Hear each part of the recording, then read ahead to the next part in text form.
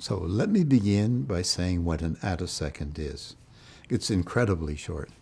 So an attosecond is to a second as a second is to the age of the universe. Can you imagine something so short as that? I could say it differently. An attosecond is a billionth of a second, and you take one of those billionth of a second and a billion again, and that's an attosecond. A billionth of a second is one attosecond. Now, electrons move on the time scale of attoseconds. You sort of know that because they go such short distances in, say, atoms and molecules. And they're very light, so they move very fast. And the forces on electrons are really strong.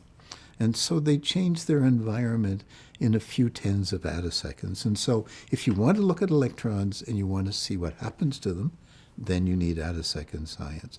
For example, you might try to do something to an atom, and how fast do all the electrons respond to that? How fast can they get in? And that's the fastest time scale that electrons are able to have in materials.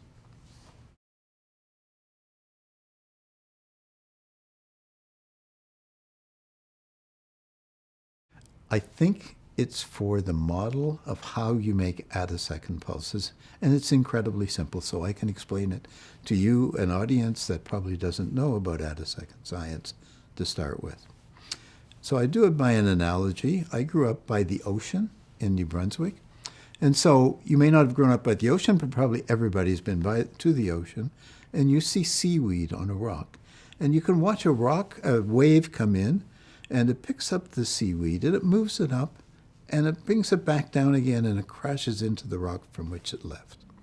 So that's the analogy of how attosecond pulses work.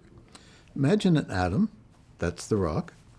Along comes a light wave, that's the wave. It's a wave of force on an electron, just like a water wave is a wave of force on a seaweed.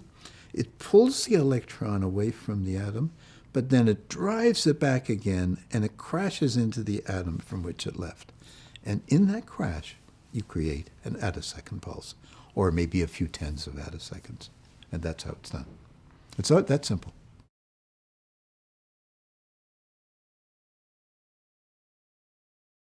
It's hard to see the future, so you don't really know, really.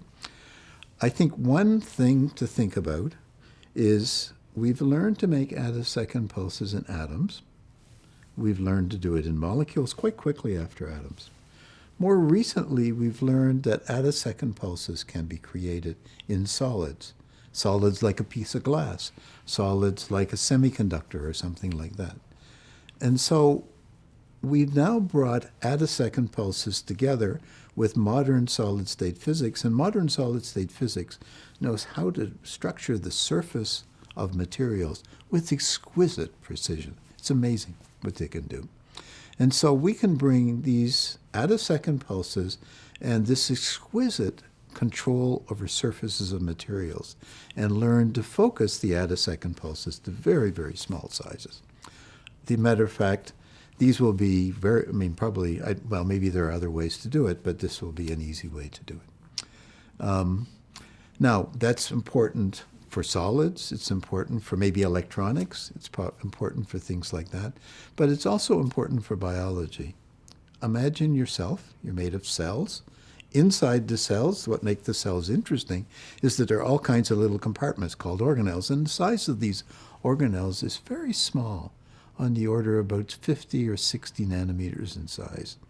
And so if we can make foci of material that are 50 and 60 nanometers, all in short pulses, and we can take material out of the cell and put it in the vacuum and measure it with conventional means, then we have a way of looking at cells in a way that we've never been able to before.